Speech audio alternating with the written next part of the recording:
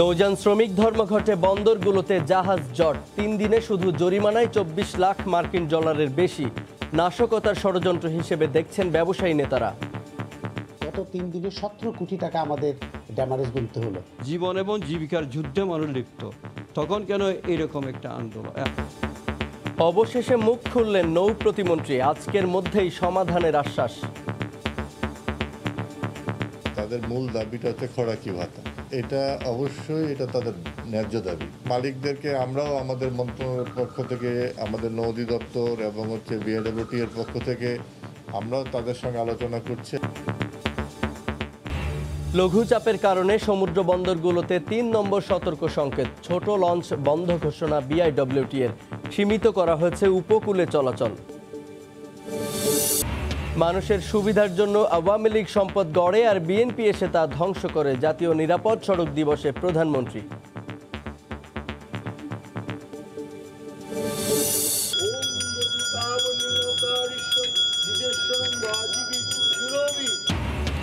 বর্ষার আবাহনে মহাষষ্ঠীর শুরু, চণ্ডীপাঠ, ধূপ আর ঢাকের তালে শুরু দুর্গাপূজার আনুষ্ঠানিকতা।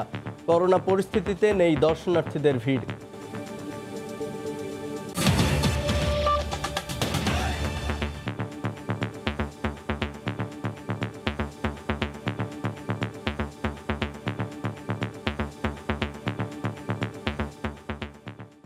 নৌযান শ্রমিকদের ধর্মঘটে বাল্ক পণ্য লোড আনলোড বন্ধ থাকায় চট্টগ্রাম বন্দরে এবার জাহাজ জট সৃষ্টি হয়েছে। আজও বন্দরের বহির্নোঙরে প্রায় ১২ লাখ মেট্রিক টন পণ্য নিয়ে ৪৫টি বিদেশি জাহাজ খালাসের অপেক্ষায় রয়েছে। গত ৩ দিনে জাহাজগুলোর জরিমানা জমেছে ২৪ লাখ মার্কিন ডলারের বেশি। করোনার এ সময়ে সামান্য অজুহাতে অর্থনৈতিক বিপর্যয় তৈরি করা এই ধর্মঘট স্যাবোটাজ হিসেবেই দেখছেন ব্যবসায়ী নেতারা। শাখাওয়াত টিপুর ক্যামেরায় বিস্তারিত জানাচ্ছেন কমল দে। করোনাকালীন চূড়ান্ত সময়েও এক মুহূর্তের জন্য বন্ধ ছিল না চট্টগ্রাম বন্দরের কার্যক্রম, কিন্তু করোনা সংকট কাটিয়ে ওঠার কঠিন এই সময়ে খোরাকি ভাতা বাড়ানোর দাবিতে নৌযান শ্রমিকদের ধর্মঘটে বিপর্যস্ত দেশের আমদানি খাত। ৩ দিন ধরে বন্দরে বহির্নোঙরে অলস বসে আছে শত শত মাদার ভেসেল এবং লাইটারের জাহাজ। পণ্য খালাস না করে অলস বসে থাকার জেরে গত 3 দিনের জাহাজগুলোর জরিমানা জমেছে ২৪ লাখ মার্কিন ডলারের বেশি।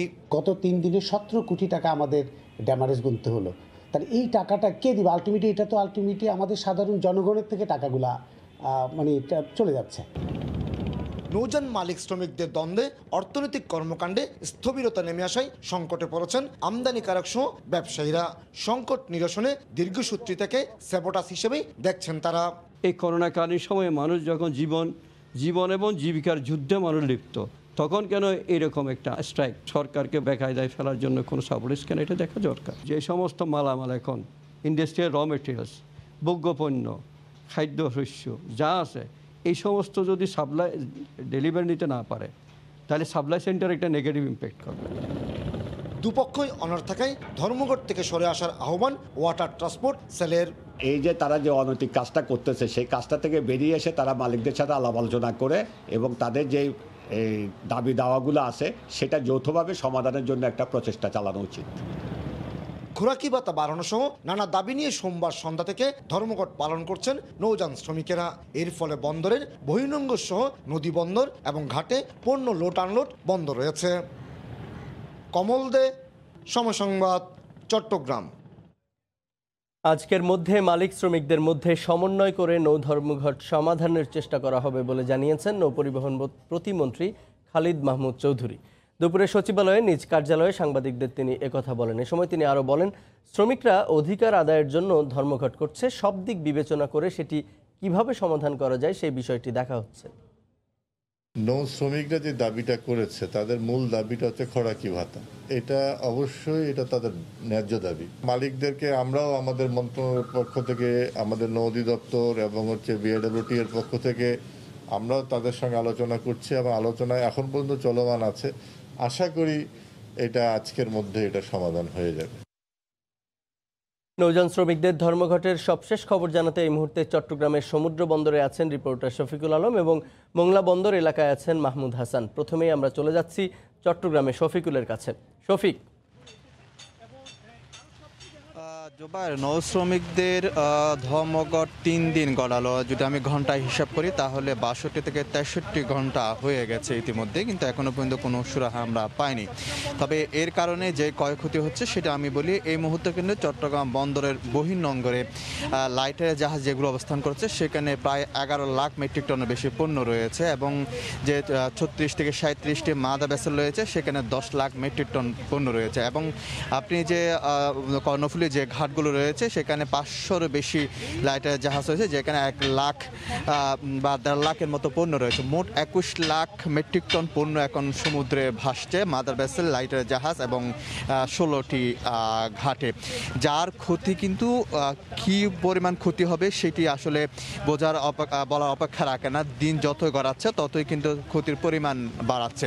একদিকে যেমন দেশের ভাবমূর্তি নষ্ট হচ্ছে বহির্বিশ্বে, দ্বিতীয় দিকে আমদানিকারকরা ক্ষতিগ্রস্ত হচ্ছেন, এবং তৃতীয় দিকে যে আমদানিকারকদের কোটি কোটি টাকা কিন্তু যে শিপিং এজেন্টগুলো নিয়ে যাচ্ছে। কারণ একটি মাদার ভেসেল সমুদ্র বন্দরে যদি থাকে 12,000 মার্কিন ডলার দিতে হয়, সেক্ষেত্রে 6 লাখ মার্কিন ডলার প্রতিদিন কিন্তু এই জাহাজের মালিকরা নিয়ে যাচ্ছে কিন্তু চট্টগ্রামের আমদানিকারকদের কাছ থেকে। আর আমদানিকারকরা যে ক্ষতিগ্রস্ত হচ্ছে সেটি হচ্ছে আমদানিকারকদের যে পণ্যগুলো ভাসমান অবস্থায় রয়েছে সে পণ্যগুলো গুদামে তুলে যদি যে ব্যবসায়ীদের ঘরে, যে ব্যবসায়ীদের দোকানে সেগুলো পৌঁছাইতে না পারে, তাহলে সেক্ষেত্রে কিন্তু পণ্যের দাম বেড়ে যাবে। তো এই মুহূর্তে যে এটি হচ্ছে, একদিকে পণ্য দাম বেড়ে যাবে, অন্যদিকে হচ্ছে দেশের ভাবমূর্তি নষ্ট হচ্ছে এবং পণ্যগুলো জাহাজে ভাসছে। তো এই ছিল আমার কাছে সর্বশেষ তথ্য। এখন চলে যাচ্ছি মংলায় মাহমুদের কাছে। ধন্যবাদ শফিক। আমি এখন দাঁড়িয়ে আছি মোংলা পশুন নদীর পারে। তো নৌযান যে ধর্মঘট চলতেছে, নৌযান শ্রমিকদের এবং লাইটার শ্রমিকদের যে ধর্মঘট চলছে, সেই ধর্মঘট এখনো 3য় দিনের মতো অব্যাহত আছে। তা আমরা এখানে পশুন নদীর পার থেকে যেটা দেখতে পাচ্ছি, বিভিন্ন দিক থেকে প্রায় 5 শতাধিক নৌযান এখানে অবস্থান নিচ্ছে।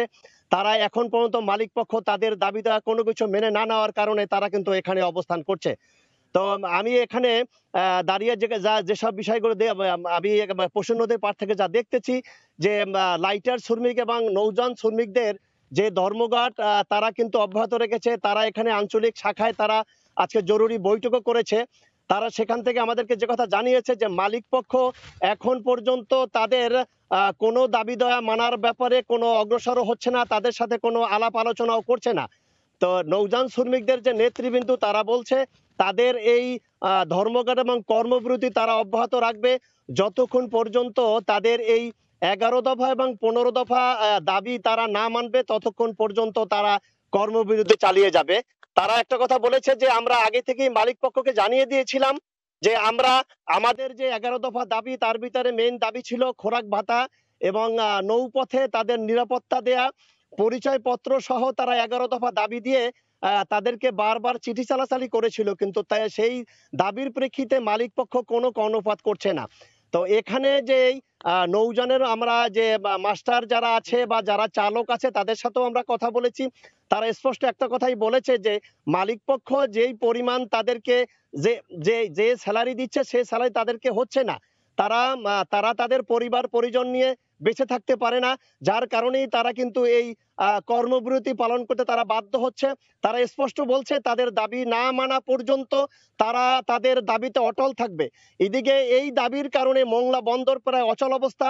মোংলা বন্দরে বাণিজ্যিক জাহাজ থেকে কোনো পণ্য ওঠানামা করছে না, সেই পণ্য ওঠানামা বন্ধ রয়েছে। এদিকে বন্দর কর্তৃপক্ষ বলেছে যে এইভাবে ধারাবাহিকভাবে যদি থাকে তাহলে বন্দরে বড় ধরনের ক্ষতি হবে। এই ছিল মোংলা বন্দর থেকে আমার কাছে সর্বশেষ খবর। সবিক, মোংলা থেকে মাহমুদ হাসান জানাচ্ছিলেন নৌযান ধর্মঘটের সবশেষ খবর। এর আগে চট্টগ্রাম থেকে আমাদের সঙ্গে যোগ দিয়েছিলেন সহকর্মী শফিকুল আলম। উত্তর পশ্চিম বঙ্গোপসাগরে নিম্নচাপ সৃষ্টি হওয়ায় রাজধানী সহ সারা দেশে বৃষ্টিপাত হচ্ছে। এই নিম্নচাপ ঘনীভূত হয়ে উত্তর পশ্চিমে অগ্রসর হয়ে গভীর নিম্নচাপের রূপ নিতে পারে বলে জানিয়েছে আবহাওয়া অফিস। এতে আগামী 2 থেকে 3 দিন বৃষ্টিপাতের পরিমাণ আরও বাড়তে পারে বলেও জানানো হয়। আগামীকাল সকাল থেকে ঢাকা, বরিশাল, খুলনা, চট্টগ্রাম সহ দেশের কোথাও কোথাও ভারী থেকে অতি ভারী বৃষ্টিপাত হতে পারে বলে জানিয়েছে আবহাওয়া অফিস। বায়ুর চাপের তারতম্য এবং ঝোড়ো বাতাসের জন্য 4টি সমুদ্র বন্দরকে 3 নম্বর এবং নদী বন্দরগুলোকে 2 নম্বর সতর্কতা সংকেত দেখাতে বলা হয়েছে। এদিকে দুর্যোগপূর্ণ আবহাওয়ার কারণে 65 ফুটের নিচের সকল লঞ্চ চলাচল বন্ধ ঘোষণা করেছে বিআইডব্লিউটিএ। সীমিতকরণ করা হয়েছে উপকূলবর্তী এলাকার সকল লঞ্চ চলাচল। পশ্চিম দিকে অগ্রসর হতে পারে। এই নিম্নচাপের প্রভাবে দেশের দক্ষিণ অঞ্চলে বৃষ্টিপাত হচ্ছে, কোথায় কোথায় ভারী থেকে অতি ভারী বর্ষণ হচ্ছে। আর এই বৃষ্টিপাত এর জন্য কোথায় কোথায় পানি বর্ষণ হবে। ঢাকা থেকে দক্ষিণ অঞ্চলের দিকে বেশি বৃষ্টিটা হচ্ছে। এই বৃষ্টিটা আগামী 2-3 দিন থাকবে। প্রধানমন্ত্রী শেখ হাসিনা বলেছেন, সড়কের নিরাপত্তায় সবাইকেই নাগরিক সচেতনতা তৈরি করতে হবে। একই সঙ্গে মহাসড়কে চালকরা মাদকাসক্ত কিনা তার জন্য ব্যবস্থা করতে হবে ডোপ টেস্টের। সকালে জাতীয় নিরাপদ সড়ক দিবসের উদ্বোধনী অনুষ্ঠানে তিনি একথা বলেন। এ সময় সরকার প্রধান আরও বলেন, আওয়ামী লীগ সরকার জনগণের সুবিধার জন্য সম্পদ গড়ে আর বিএনপি তা ধ্বংস করে। সড়ক যোগাযোগ নেটওয়ার্ক আধুনিকায়নে দেশের অগ্রগতি এখন চোখে পড়ার মতো। মহাসড়কে মূল লেনের পাশাপাশি সার্ভিস লেনের নির্মাণ দুর্ঘটনা রোধে অনেকটা কাজে দিলেও এখনও দেশব্যাপী 144টি দুর্ঘটনা প্রবণ এলাকা বা ব্ল্যাক স্পট রয়েছে। অবকাঠামোগত পরিবর্তন ঘটলেও নিরাপত্তার ইস্যুতে এখনও বড় চ্যালেঞ্জ মহাসড়কের শৃঙ্খলা রক্ষা। জাতীয় নিরাপদ সড়ক দিবসের অনুষ্ঠানে এই বিষয়গুলিই জোরে সোরে উঠে এসেছে দেশের নীতি নির্ধারকদের বক্তব্যে। বৃহস্পতিবার সকালে ভার্চুয়াল পরিসরে গণভবন থেকে এবছর দিবসটি উদ্বোধন করেন প্রধানমন্ত্রী শেখ হাসিনা। নাগরিক সচেতনতা আমাদের খুব বেশি প্রয়োজন। সড়ক ও যোগাযোগ নেটওয়ার্কের উন্নয়নে আওয়ামী লীগের বিভিন্ন পদক্ষেপ তুলে ধরে বক্তব্য রাখেন সরকার প্রধান। তিনি জানান, প্রতিহিংসার রাজনীতিতে রাষ্ট্রের সম্পদ ধ্বংস করে উন্নয়ন থামানোর চেষ্টা করেছিল বিএনপি। বিআরটিসির জন্য প্রায় 1000-এর কাছাকাছি বাস কিনেছিলাম। তাদের অগ্নিসন্ত্রাসের কারণে প্রায় 600 বিআরটিসির বাস, প্রায় 3,000-3,500 গাড়ি তারা পুড়িয়ে দিয়েছিল। আমরা কষ্ট করে কিনে নিয়ে আসি মানুষের সুবিধার জন্য, আর তারা ধ্বংস করে আন্দোলনের জন্য। সড়কগুলোর নিরাপত্তায় কিছু জায়গায় নকশা পরিবর্তন করা হচ্ছে জানিয়ে শেখ হাসিনা বলেন, প্রত্যেক চালককে পরীক্ষা করা হবে তারা মাদকাসক্ত কিনা। জানান, সড়কে গতি পরীক্ষার স্ক্যানার বসিয়ে জরিমানা করার পদ্ধতি চালু করা হবে। যারা গাড়ি চালাচ্ছে তারা মাদক সেবন করে কিনা তাদের ডোপ পরীক্ষা করা দরকার এবং মাদক সেবন করে কিনা পরীক্ষা করা দরকার। প্রত্যেকটা ড্রাইভারে এই পরীক্ষাটা একান্তভাবে অপরিহার্য। এখন বাংলাদেশ ডিজিটাল বাংলাদেশ, এখন সব জায়গায় ব্যবস্থা নেওয়া যেতে পারে, সেভাবে ডিভাইস ব্যবহার করতে হবে। কেউ যদি স্পিড ক্রস করে সাথে সাথে তার ফাইন হবে। করোনার সম্ভাব্য দ্বিতীয় ঢেউ মোকাবিলায় সবাইকে অন্তত কাপড়ের মাস্ক পরার বিষয়ে জোর অনুরোধ করেন সরকার প্রধান। মাস্কটা আমি বলবো যে ডিসপোজেবলটা না পরে ওই যে 3 পালা কাপড় দিয়ে ঘরেও তৈরি করা যায়, বা যে সেগুলি সাবান দিয়ে ধুয়ে ব্যবহার করা, ওটা আরও বেশি স্বাস্থ্যসম্মত। আমি নিজে ওটা শুরু করে দিয়েছি, নিজে এখন কাপড়টাই পরা শুরু করেছি। দেবাশিস রায়, সময় সংবাদ, ঢাকা। চণ্ডীঘট স্থাপন ও বিহিত পূজার মধ্য দিয়ে শুরু হলো শারদীয় দুর্গোৎসবের মহাষষ্ঠীর আনুষ্ঠানিকতা। সকাল থেকে স্বাস্থ্যবিধি মেনে মণ্ডপে সমবেত হন ভক্তরা। সংক্ষিপ্ত আচারে প্রার্থনায় আরোগ্য ও শান্তি কামনা করেন ভক্তরা। মৌসুমী মৌয়ের রিপোর্ট।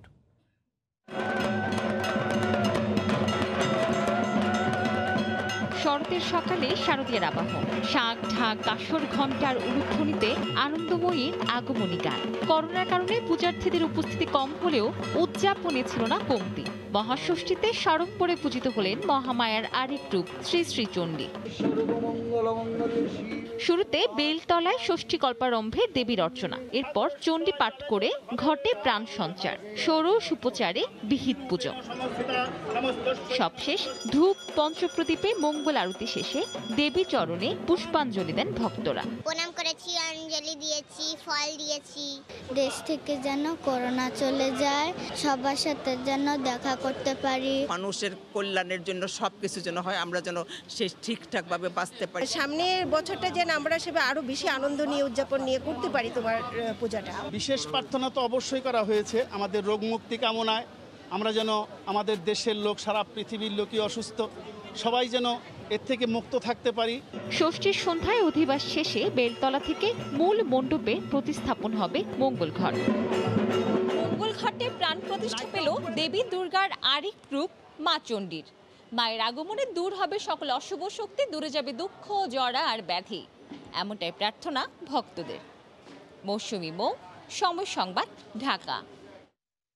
একাত্তরে মানবতা বিরোধী অপরাধের দায়ে মৃত্যুদণ্ডপ্রাপ্ত জাতীয় পার্টির সাবেক প্রতিমন্ত্রী সৈয়দ কায়সারের মৃত্যু পরোয়ানা কারাগারে পাঠানো হয়েছে। দুপুরে আন্তর্জাতিক অপরাধ ট্রাইব্যুনাল থেকে ঢাকা কেন্দ্রীয় কারাগারে পরোয়ানা পাঠানো হয়।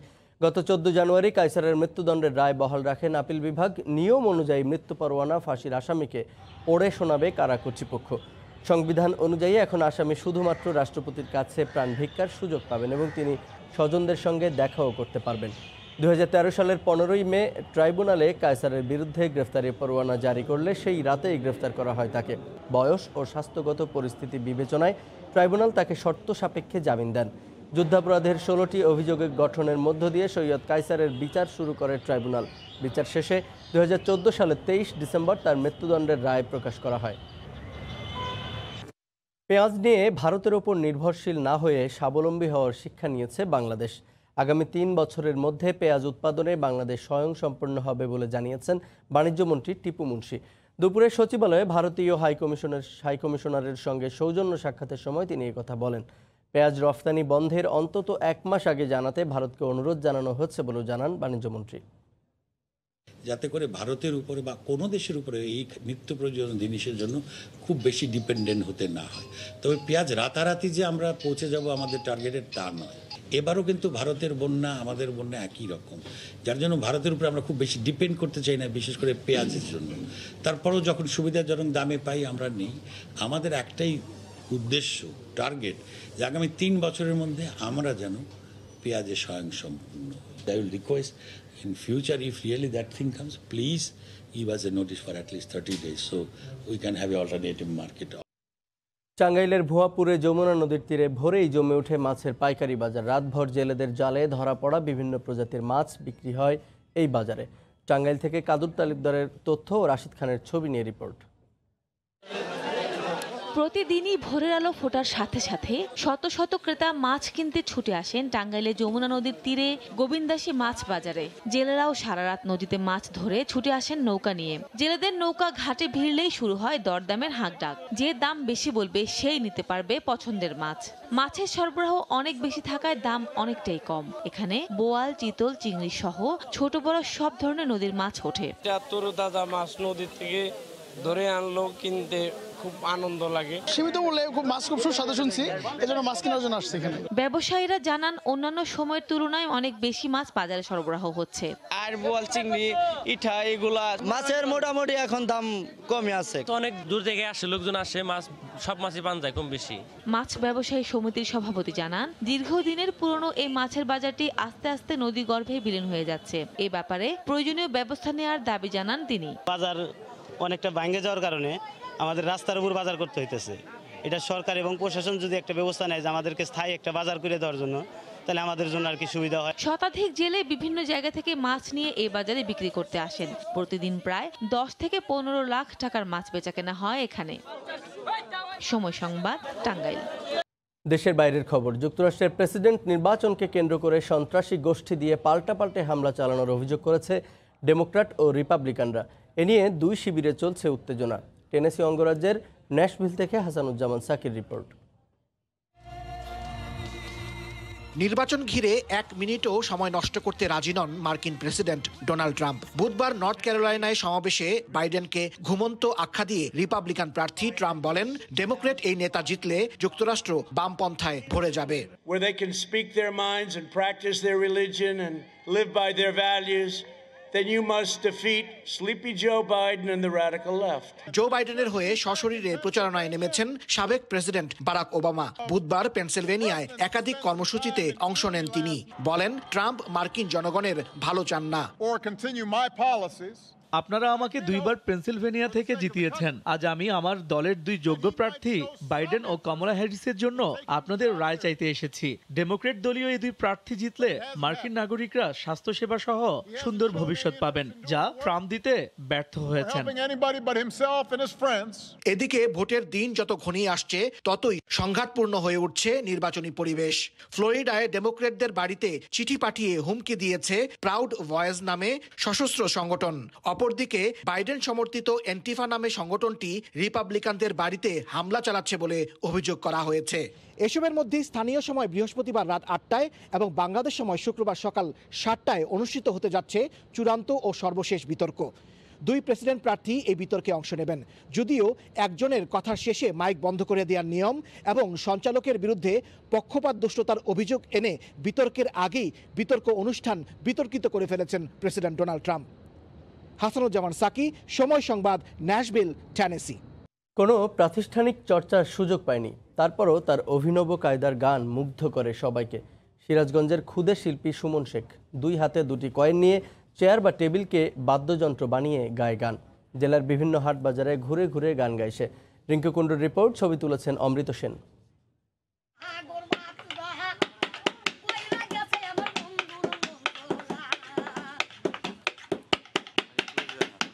বয়স মাত্র 10 বছর, নেশা তার গান, কখনো পায়নি প্রাতিষ্ঠানিক চর্চার সুযোগ। হাতি তার বাদ্যযন্ত্র, 2 হাতে 2টি কয়েন, তাতেই তার গলায় সুরের মুগ্ধতা ছড়ায়। লোকসমাগম দেখলে চেয়ার বা একটা টেবিলে বসে শুরু করে গানের চর্চা। প্রতিদিন হাটবাজারে ঘুরে ঘুরে গান গায় আর দর্শক মুগ্ধ হয়ে শোনে।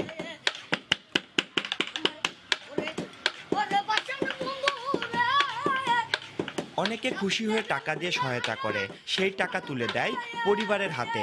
নাম তার সুমন শেখ, সিরাজগঞ্জের সদর উপজেলার শালবিটা গ্রামের দরিদ্র কৃষক আলামিন শেখের পুত্র। এলাকাবাসী জানায়, ছোট থেকে সুমনের গানের প্রতি ছিল বাড়তি আগ্রহ। যেখানে গান বাজনা হতো সেখানে সে ছুটে যেত। এভাবে নিজে নিজে সে গান গাইতে শুরু করে। গানের প্রতি ওর খুব আকর্ষণ, গান শুনলে ও যেখানে গান বাজে সেখানেই চলে যায়। সে ছোটবেলা থেকে গান গায়, অনেক এলাকায় যায়, ঘোরাফেরা করে। যেখানে গান গায় লোকজন মানে অনেকগুলো লোকই জড়ো হয়, মানে ভালোবাসে এবং টাকা পয়সাও দেয়। টেবিল চেয়ার যেগুলো যা পায় তাই বেড়ে বুড়া এখন যে একটা আল্লাহ মাপায় তাই নিয়ে গায়। সুমনের প্রতিভা বিকাশে সকলের সহযোগিতা চেয়েছেন তার স্বজনেরা। যদি একটু রাষ্ট্রীয়ভাবে বা সরকারের কোনো সুবিধা পেত তো আমার মনে হয় একটু ভবিষ্যতে আগাতে পারত। ক্ষুদে শিল্পী সুমন শেখ শালবিটা গ্রামে একটি এনজিও দ্বারা পরিচালিত স্কুলের 3য় শ্রেণীর ছাত্র। রিঙ্কু কুণ্ডু, সময় সংবাদ, সিরাজগঞ্জ। এ পর্যায়ে শীর্ষ সংবাদগুলো জানিয়ে দিচ্ছি আরেকবার। নৌযান শ্রমিক ধর্মঘটে বন্দরগুলোতে জাহাজ জট, 3 দিনে শুধু জরিমানায় 24 লাখ মার্কিন ডলারের বেশি। নাশকতার ষড়যন্ত্র হিসেবে দেখছেন ব্যবসায়ী নেতারা। লঘু চাপের কারণে সমুদ্র বন্দরগুলোতে 3 নম্বর সতর্ক সংকেত। ছোট লঞ্চ বন্ধ ঘোষণা BIWT এর, সীমিত করা হয়েছে উপকূলে চলাচল। এই ছিল দুপুরের সময়, সঙ্গে থাকুন সময়।